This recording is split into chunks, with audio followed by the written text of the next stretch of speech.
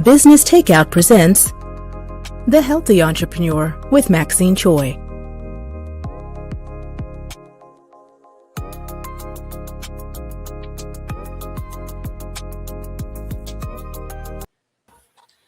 Good evening, everyone. Welcome to the Healthy Entrepreneur Show. My name is Maxine Choy. I'm your host.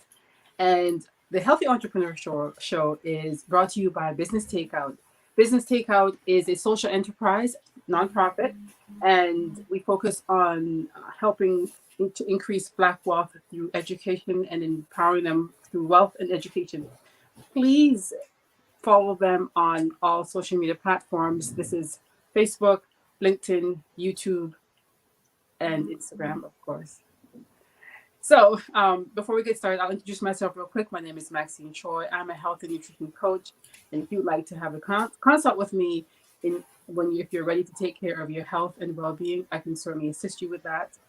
And before I go any further, I want to introduce you to my wonderful guest, Nathalee Thompson. Nathalee, welcome to the Healthy Entrepreneur Show.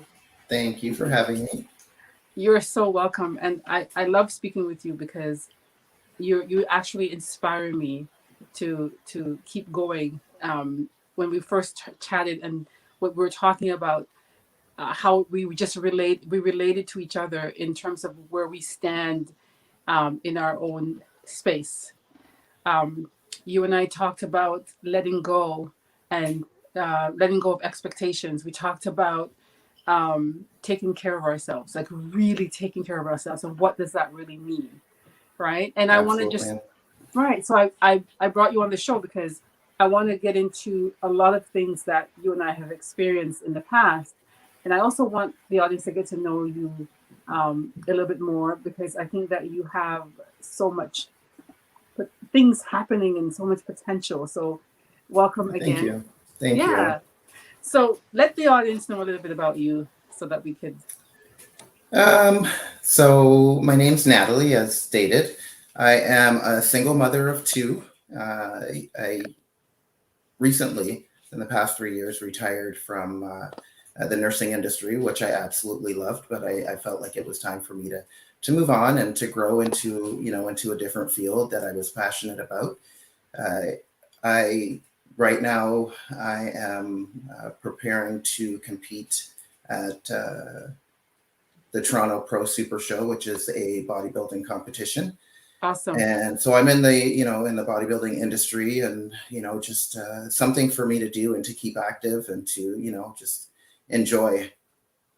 Yeah, you know what? I find that when we're shifting, when we're changing our job, when we change our careers, we either go through an exhale, like we're like, oh, this is great, or we go through like a little bit of maybe regret. Or uncertainty. And I it's a chance that we take, and it's a part of letting go and trusting the process. Right. Absolutely. So what was it hard for you to do that when you decided not to be in the industry again, and then even just to go for the bodybuilding competition? So for me, I started my career out in a long-term care home. It was a place that welcomed me with open arms, and I loved it. I absolutely loved it. I liked working with, the staff that was there, the residents that I cared for. But then it came to a point where I was not able to grow anymore, just based off of, where I was and the position that I was in. There was no more room for growth. And as much as I loved that career, and as much as I said that my feet had roots and they had implanted in that place, I knew it was time for me to move on. It was a little bit hard, not because I was afraid or I was timid or fearful. It was more so because, I was leaving a career that I was comfortable at and that I enjoyed, and that, I appreciated getting up every morning knowing that I was taking care of somebody's parents or grandparents. But when the time came, I knew it was time to go. It was time to go. I needed to spread my wings and enter into a field that I was, also passionate about, that I hadn't pursued. And I didn't pursue that career because I was fearful. And I got to a stage in my life where, I've got to let go of some of those fears. And I let go, and I don't regret it one bit. I absolutely love my job. I love what I do. And I wake up every morning and I'm glad that, I made that switch. And some days I'm like, man, I should have made that switch a lot sooner. But everything happens in time. I can relate to that, because even what I do right now, I love what I do and no regrets whatsoever. But there's something else that I know that I'm called to do.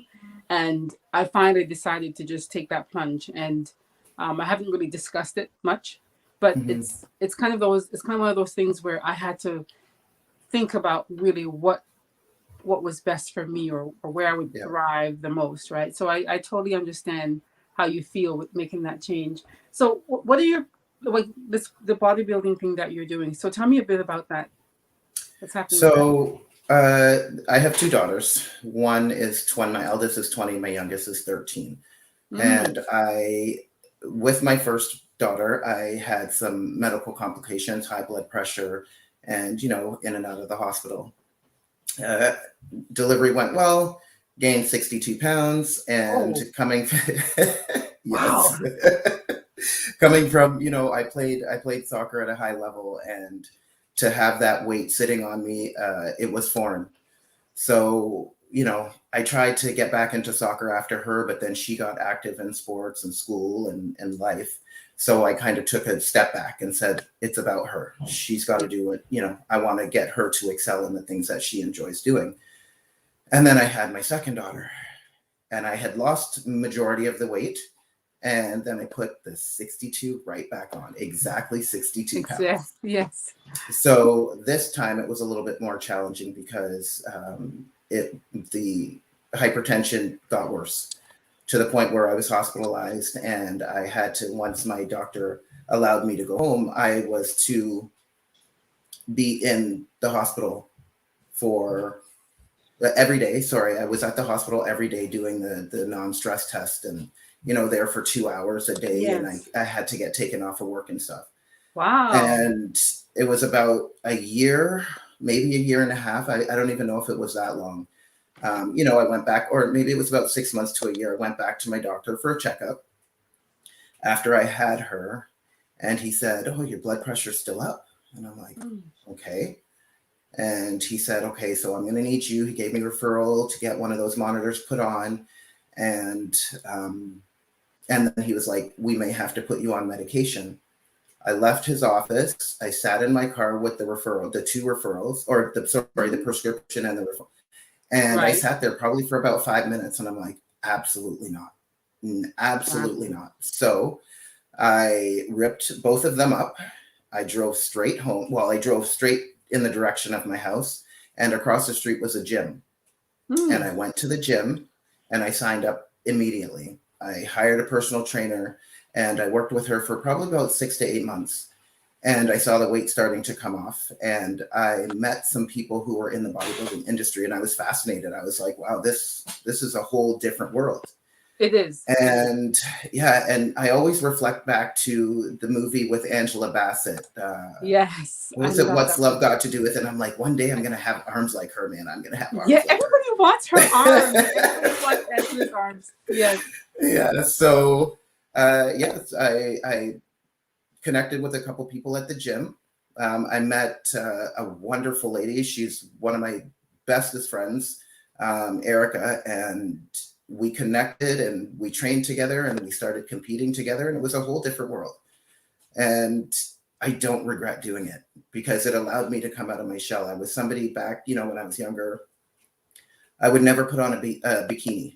Never in a million years. I was the shyest person, and it was nice because I was able to get on stage in front of people. I was nervous initially, but the fear after, several years of competing, it still comes every now and again. You're still nervous. You're standing up and, showing your work to people. And, but it was a great decision, and I absolutely love it. And it allowed me to show my girls that it doesn't matter what you want to do. You have to at least try. If you don't try, you'll never know that you could potentially be successful, or you may enjoy it. So exactly. It was a great experience, and I've been doing it for about 9 or 10 years. Right. So that was my journey there. So that this journey is continuing where you're now going to go and compete pretty soon, Yes, right? I'm competing. Yeah. Okay. And that's coming up? I guess you won't give a date because you need to get yourself Yeah, ready. well, it's in 2 weeks. I'm Oh, ready. wow. Yeah, it's in 2 weeks. Wow. And your girls support you with that? Absolutely. Nice. Initially, it was hard. I made sure that when it was time for me to go to the gym, I did it while they were in daycare, so it didn't disrupt family life. When I cooked my food separate from theirs, so they didn't have to eat chicken breast and broccoli or fish and asparagus or whatever. They probably wouldn't like me so much if that's what I forced them to eat. So I made sure that it didn't disrupt our family life, Yeah, and exactly. they are 100% supportive. Amazing. Yeah. Amazing. That's very good because whenever you take on something like that, it takes discipline, consistency, and time away from people, the family, right? And they may not understand your drive and what it means to you, and even just the complexity of what you have to do. So that's good that they're supportive. It's very important. Um, if there's anyone watching right now and would like to ask any questions at all, perhaps you want to ask Nadia questions about what it's like to train. You know, a lot of women are afraid of training and bulking up. I'm one of them, but I'm slowly getting out of that because it's just a thought. Like, I think of myself looking too muscular sometimes, and I'm Mhm. afraid to look too muscular and be uncomfortable with it. Do you know what I mean? Like, I love to Right. look, but I don't want to be uncomfortable with it. So yeah. It's very interesting you say that. It depends, right? The uncomfortableness.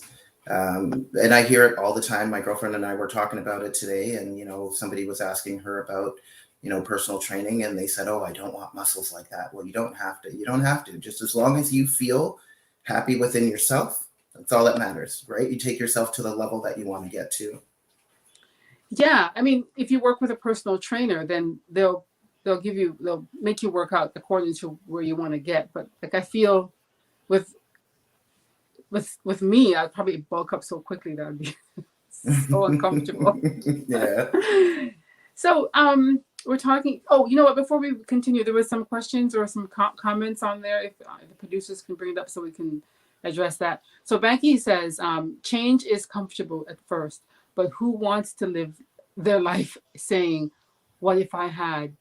Yeah. Taking a leap into a new direction can transform your growth.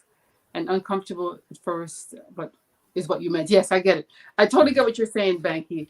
You know, I read this book called The Compound Effect, and there was a section in it that just rocked me to the core because it talks about like think 20 years from now if you didn't do the things you said you were going to Yeah. do, or even just evaluate your life, like what you wanted to do 5 years ago. Like just think about it. 5 years ago, what were you doing with your life? What did you say Right. you were going to do, and what are you doing right now?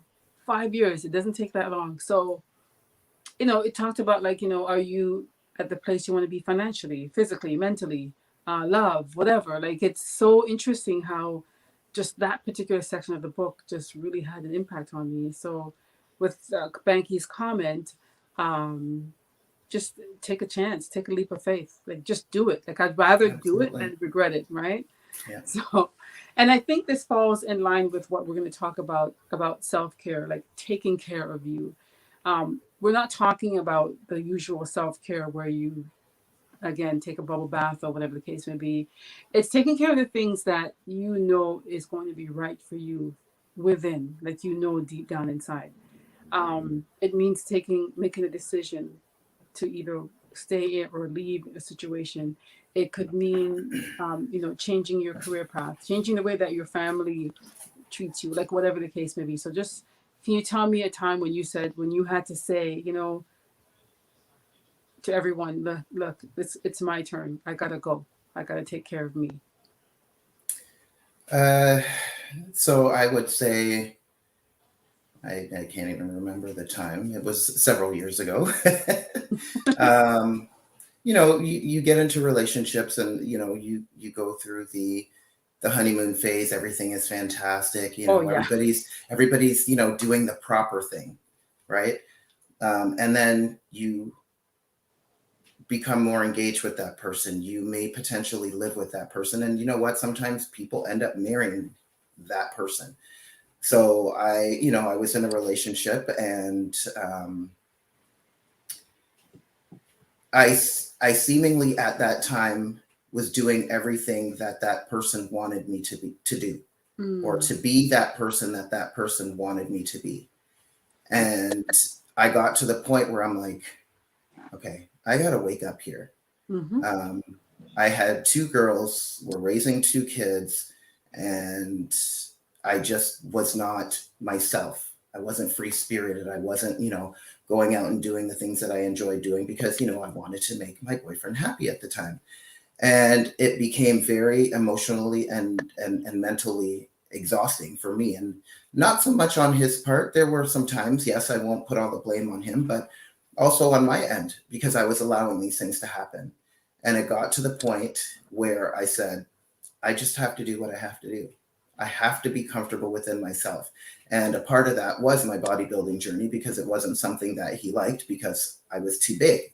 I was getting too big. My face was getting too lean. I was getting too much attention from people on the road or what have you. And it got to the point where I was like, okay, I just have to do it. It's either you're going to love it or you're not. But in order for me to give the best of me to you, I have to be the best of me to myself. And that's where the change, the light bulb hit. And I'm like, I can't give my kids all of me, because I'm not all of me right now within myself. My goodness. So I had to be all of me.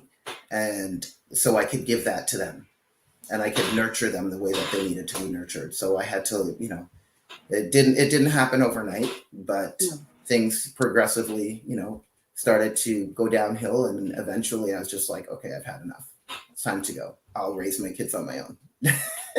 That's, that's an incredible feat for you. That's just to do that, because it's so common. It's so common to be in a relationship and you start to do everything your partner expects of you, or right, to appease them. It's so natural, especially in the early phases. And especially if you're the type of person that gives your all, or you're the type of person that is not desperate for a relationship, but just wanting to be loved. Because if you give love and receive love, it's better to be in that situation than to be desperate for love or desperate to be loved. Absolutely. And Absolutely. I think some of it has to do with loving yourself. So once you love yourself, then it's easy for you to love and be loved, and you're not desperate for it. If that's, you know what I mean? Absolutely. Because as a woman, it's very easy for us to conform to what the man wants, or what he's looking for, or what he expects in a woman. And that can just be because of his tradition, his upbringing, right. And we want this person so much, right? So we will morph ourselves into something else and lose ourselves in the process. Absolutely. And I will speak for also men too, because I'm sure there are men who have a certain standards, but then they'll meet somebody and it changes, right? They change as well. So it can happen both ways. But the fact that you decided that I'm going to just take care of myself and make a decision that's going to impact your life it's a powerful thing. And there's a lot of people who would be watching this show who can totally relate to that, and maybe even in that situation right now. So I'm hoping that if they're here, they can ask some questions, and hopefully we can help with even sharing our stories as well. Somebody came on and asked a question, and if we can just get that question back up again.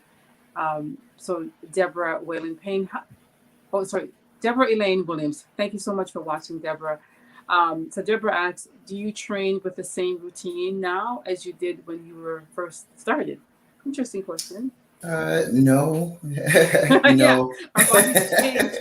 Yeah. So initially when I started, it was a weight loss journey. I wanted to just, my goal was to just take off the weight and eat better and just feel better about myself.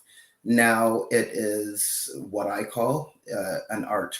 So I have to work on certain muscles to make them look a certain way, to present them on stage. So it's a lot more intense than when I first started. But the same intensity, just more focused on certain aspects of my training.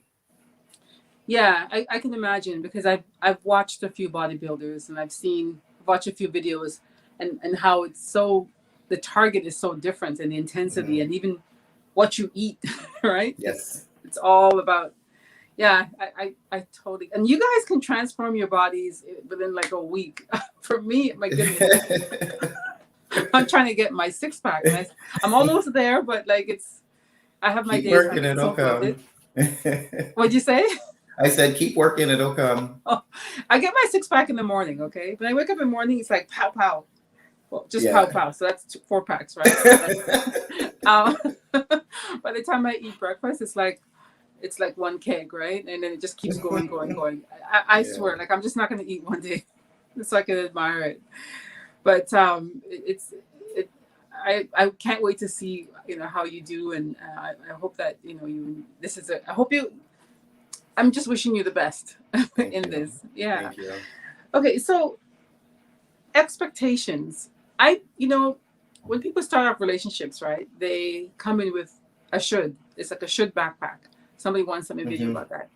And it's like, you should, like, the person that you're with should be able to understand that I have needs or whatever. Like, they should be able to. We all have a should. He should and she should, and that turns into expectations as to what this person is supposed to give you, right? Did you ever, after your relationship, were you aware of like the things that because of what you experienced, that you no longer wanted to do with your current relationship? Were you aware of that? So I guess just a little bit of a background, because you touched on it earlier. You said, it could be something cultural, or, their background, and for me, that's what it was. My partner was significantly older than I, and so it was, coming from a different generation, and culturally, even though we're from the same, background, it's when you're from a different generation, it's a little bit different regardless of the background. So going into future relationships, I never really, my partners never had to worry about what if they should have that backpack, because I'm telling you what my expectations are. Oh, yes. I'm going to let you know, this is, there's certain things that, I can let slide, and just, there's certain things that I expect to be a certain way, in order for our relationship to flourish. And it just makes it easier. Yeah, for sure. Makes it easier when you have that open communication with somebody, and you let them know, hey, or you did this and I didn't like it, or it made me feel this way. So in order to get past those expectations, you have to be able to have that communication with the person that you're with, whether it be your husband, your wife, your partner. You have to have that open communication. Yeah, you do. Because if you don't, or even if you start off the relationship and you're always doing certain things for the person, you've developed a pattern, and they'll always expect that of you. And a lot of the times early on in the relationship, we may not be able to voice that because we're afraid. Right. The person might be thinking that you are being demanding, or whatever the case may be. So yeah, it's just like letting go of expectations is what I was thinking, like, how do you do that when you start a relationship? You just let go of any expectations from that person by just being totally independent, or totally self-sufficient in your own self-love type of thing. I don't know. It's just it's been a topic these days where people are protecting themselves, and they're afraid to just totally let go, because they want to take care. They want to have self-care is so important, and that's a part of it, right? So they want to just hold on to that piece of their heart, so they don't get hurt, and the expectations are not high anymore. It's like, okay, you know what? I know I'm seeing this guy, and he seems like a player, but I'm not going to expect that. I'm not going to expect him to whatever. I'm seeing this girl, I don't know what she's up to, but she's got some man's calling her, whatever. Like Do you know what I mean? Yes. So, uh, I don't know, just as far as like, there's times where you expect people to understand, especially like I'm not 20 years old, so because of where I've come from and the path that I've been on, um, I don't really expect certain things, because when you expect things, you get disappointed sometimes. Mm-hmm. You really do. So to avoid disappointment and to take away from myself, and my self care and love, um, as much as you want this person to do, or be a certain way or what have you. Again, if you don't talk about it, you'll never know. But if you don't have that expectation, you'll never be disappointed. That's my thought. No, it's the truth. If you don't have the expectation, you'll never be disappointed. Right. But I'm just wondering if that could sometimes make you miss out on what you like, so make you not express what is important to you, like what you Yeah, expect absolutely. in a relationship. And I think I saw somebody ask a question, eco-body, eco-friendly. Do you think expectations should be addressed before the first date? Ooh, I do. Curious to know how everyone else feels. Before the first date. Now that's, I don't know. Like, what, it depends on the kind of expectations, eco-body, because it could be, if you are at a stage in your life where you know that you are looking to settle down. You're not looking for a casual date. You want somebody who's, serious at least. So you set the expectations that this is what you're looking for. So that's what I would be thinking, because expectations come in different forms, right? So I believe that you could, before the first date, like what you expect from the date. Like maybe some people might think the first date would mean a kiss at the end of the day, right? So that's my answer to the question. And what's your answer to that question? I think it depends. I think just kind of the way that society is working right now, there's a lot of dating apps. So you're on a dating app, you talk to somebody once or twice, you go on a first date. I don't know so much if I'd be, putting out my expectations. But now if you're in communication with this person for, weeks, then absolutely. Absolutely. By that point, you should know where each other's head's at. Are we just hooking up because we want to go have a nice dinner, or, whatever the situation may be? Or is this something that you're looking toward longevity for? So are we communicating because we're looking to pursue something long-term, or is this just the casual hookup?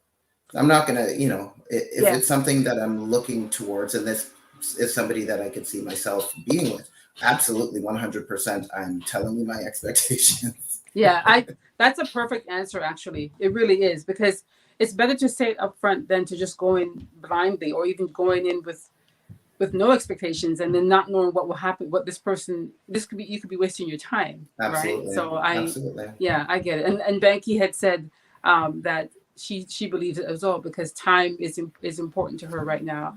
Yeah, that's so true. And like you said, in these days with dating, there are people who come straight out and say they just want a casual fling or whatever. Absolutely. I'm not in the dating app world, but it's just crazy. Okay, so when it comes to taking care of yourself, what do you do right now? I go to the gym. Oh, yes. That's my taking care of myself. And a lot of people thank you. A lot of people look at, me going to the gym as like, some people look at it as vanity. Some people look at it as, vanity is the one thing that I hear quite often, and not necessarily directed at me, but you hear it.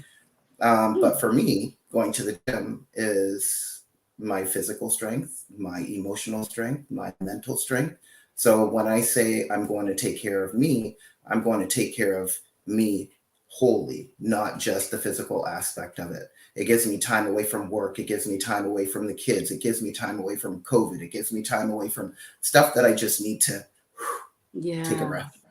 So that's what you just said is a very interesting point when you talk about people looking at it and saying, think and viewing it as vanity, because oftentimes people may not understand how individuals cope with different things in their lives, right? Yeah. Because for me, one of my coping mechanism was social media.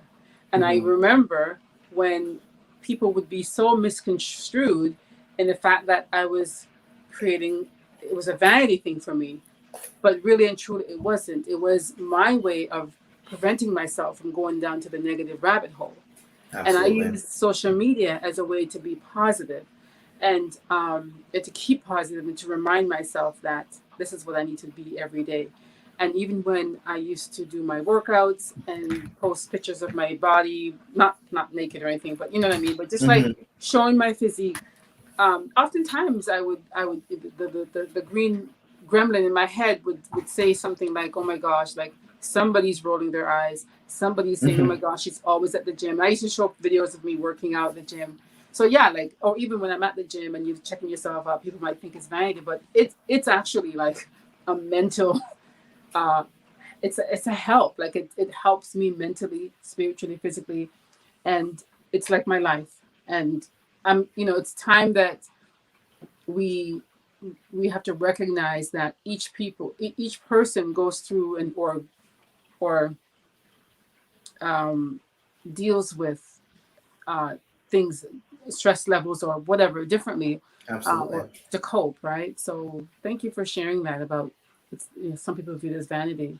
So you just keep going, right? Just keep doing I you. go every day. Yeah. Yeah. And for me, my self care is every morning when I wake up. Yoga has to be a part of my life, or stretching or meditating, just going on my mat and just getting grounded and starting my day with intentions and whatnot. So everybody's so different. And I would love to go back to the gym and start working out, but I just haven't had the drive yet. But Yeah. Yeah. um, I have one last question to ask you. Um, in a relationship, right? Mhm. Do you think that going into a relationship that you should love with all your heart or hold back a piece? Very interesting question. Yeah. So Um, like I heard Stefan talk about it once, and I thought, it sounded such like a great advice. He's saying love with all your heart. You know why? Because you've got to give it your all to mhm, show the person who you read, or if it doesn't work out, that's okay, right? mhm. It'll be on that person. If you're trying to protect your heart, you're not protecting your heart by not showing your love, because what you're doing, if you're not showing that person all of your love, you are so. Thanks, Harrietta. It is a great question. So in essence, if you are reserving your affection or reserving your love and whatever you feel for this person, and you just met, things are going well, and you're reserving it, what you're in fact doing is showing that person to be reserved as well. So the Mhm. two of you now are on this reserve, and you don't give in and come together and just love. Absolutely. So I can tell you, so yeah, again, I'll go back, past past relationships got me to a point where I had a wall. And I guess my wall was my reservation. And I'm telling you, that wall was high. Oh yeah. It was high. So I was giving pieces into the next relationship. And every so often, parts of the wall would crumble. But I can say that I firmly believe at this stage in my life, if I'm not giving you 100% all of my love, I'm not only wasting my time, I'm wasting your time as well. So I'm going to give you absolutely everything I can give you. At the end of the day, if you can't appreciate what I'm giving you, just like, sorry, I don't remember the name that you just quoted, but if I'm not giving you all of me, then whatever happens in the long run, if it doesn't work out, it's going to be on you because I know I've given you everything. And why Exactly. waste each other's time, Why waste each right? other's Why time? waste each other's time? I think that the reason why some people will reserve the love is because of their past hurts. Mhm. They're hanging on to the past hurt, and they're afraid to love again because they feel that it's going to throw them back into the dungeon. But I believe that, you could be giving up you could be losing out an opportunity of somebody who really and truly is ready to give you love, right? And I But then think you have that, to, sorry. well, I think that also once you give all your love, and you've shown that person, if it's not reciprocated back, then at least you know, right? And you can make that Absolutely. decision that, you know what, I Absolutely. love this person. The person doesn't love me as much, and it's okay because it's life, right? And that's going to help you to decide whether to keep going or move on. Right. And I just like what he says, and he says, when you love with all your heart and it doesn't work out, it just means it was just the wrong person, right? And I thought that was very interesting that he said that. So um yeah, I just wanted to pose that question to you because I thought it was an interesting one. You know, when I talk to people and when we talk about, like, you know, meeting people and dating, and everybody's afraid of being hurt, of giving their all and exposing themselves to somebody who they don't know that well, and they don't know whether they're going to take flight, hit it and quit it, like whatever the case may be. It's such Right. a thing now where everybody's trying to protect each other. And I think that, you know, when you reach a certain stage in life, time is against you, right? Right. Yeah. I think my question, just in regards to that, would be, coming from that spot, my question would be, you know, a breakup is never easy. Depending, you know, it doesn't matter if you dated 3 weeks or you dated, you know, for 3 years or what have you. It's never easy. Mhm. People feel like it's rejection, or, you know, the person didn't like them or whatever. But here's the real question. Your reservation is not only holding you back, but what are you doing to cope post breakup? How are you taking care of yourself post breakup? Are you wallowing in pity? Are you eating the ice cream out the freezer? You know, Mm. are you, you know, self sabotaging? What is it that you're doing? It's not easy to get over it, but No, what are the steps that you're taking to get over it so you can give that next person all of you, or even more of you oh, that you gave that last person? Right? Natalie. So again, it falls back to self-care and self-love. If you're not doing those things to get over, yeah, we'll wallow for a couple, you know, days or weeks or whatever, but at some point, you got to get up and say, it's time to move on. It's time to Why? move on. Why? Even if you're in a 20-year marriage, at some Exactly. point, you have to be able to move You on. have to be able to. Why are you not a coach? Why aren't you? I think that's your next calling. I would love to. I swear, it is your next calling because, like I said, when I spoke to you that day, we were just aligned in that way because um, self. That's why you said let's talk about self care, and it's like it's not the usual self care. It's so many things because we really really have to take responsibility for our own thoughts and the things that happen in our lives. We need to take Right. responsibility and stop putting the blame on someone. And I love the fact that you Absolutely. said, yeah, I love the fact that you're saying that if there is a breakup, start like really thinking about what you're doing to get through it. Mhm. What are you doing like on a regular basis, and how are you getting through this? Because nobody's going to fix it but yourself. The person Exactly. that walked away from you, or the person that it didn't work, they're not going to be able to help you at this point, right? It's all up to you to bring yourself back. And I've had to personally go through my own healing from a relationship that didn't work out. And rather than saying it was a fail, I failed at it, or the person did me wrong, I started to look at how I'm going to cope with it going forward, and even just how I want to show up in another relationship. And what I had to do was make sure that I gave myself time so that I can be a better person for my next relationship. Right. So that's, Absolutely. yeah, I think that's very important for us to do rather than jumping into another one, especially if Mhm. you've been hurt. So it's just repairing yourself. Stop, not taking care of yourself by maintaining your health and well-being, not self-sabotaging, or eating your way, like you said, ice cream or whatever the case may be. Yeah, wow, amazing. So Natalie, we were talking backstage, and you said that you were thinking of embarking on coaching and helping women with like workouts, bodybuilding, whatever the case may be. Are you like what? Tell me what your plans for that are. So I don't have an official plan yet. It's something that I've thought about for a while, but just because of work and my kids and my training, my schedule at the time wouldn't allow me Yeah. to do it. Yeah. Or that was the excuse that I used, because I've been I've been toying around with the idea that hopefully Yeah. in the upcoming weeks to months after I start competing is something that I'd like to pursue. I think that oftentimes, and I use women because I was surrounded by a lot of women when I was in nursing. And it's not anything against men. Men go through the same things as women to a certain extent. But I find that as women, we find all of the reasons not to take care of ourselves. Oh, I can't do it because I've got kids. I've got to work. I've got to make dinner for my husband. I've got to this. They've got 1,000 reasons why they cannot take Yes, of course. the time to take care of themselves.